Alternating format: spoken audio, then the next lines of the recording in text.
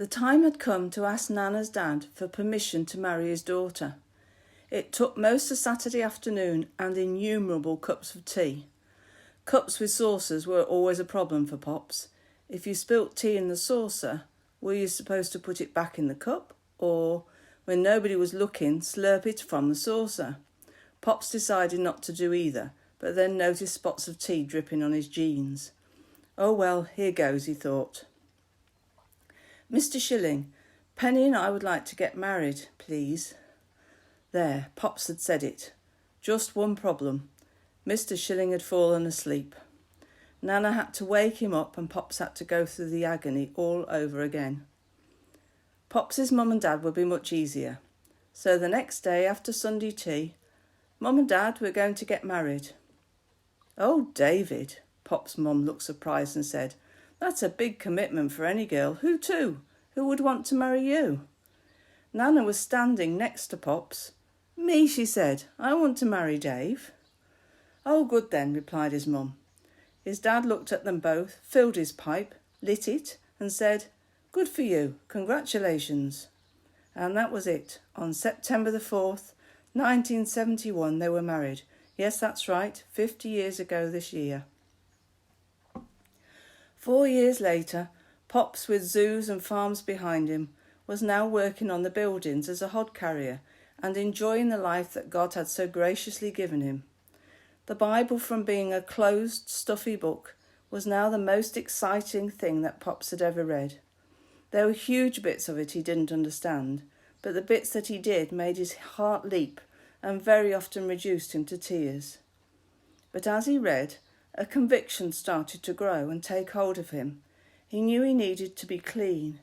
He became desperate to be clean, as the Bible said, in his inward parts, in his thoughts and in his heart. Blessed are the pure in heart. He knew he was forgiven, and each time he asked Jesus, he would forgive him, which was a lot. But he felt there had to be something better. He just wanted to be clean, so clean that his heart would be a holy place for Jesus to live in. He realised he wanted to live like the disciples did after Pentecost.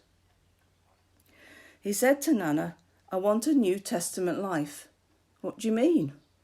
Pop said, I'm not sure. I just know that my life and the life I read about in the New Testament are at odds with each other, and it's driving me mad.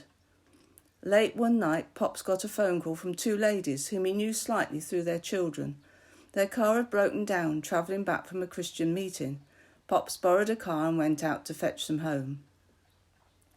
On the journey back, they were both bubbling with excitement about the meetings they were going to and what they were hearing.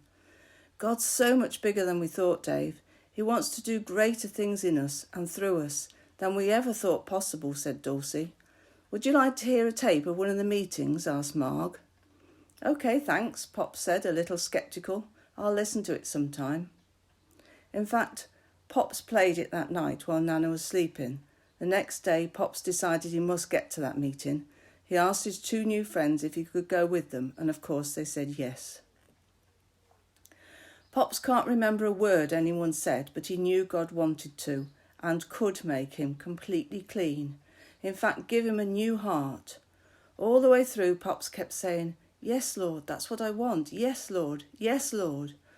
By the end of the meeting, Pops knew God had done something that he thought was impossible. He had taken his old sinful heart away and given him a pure new one that knew God and loved him and everyone and everything.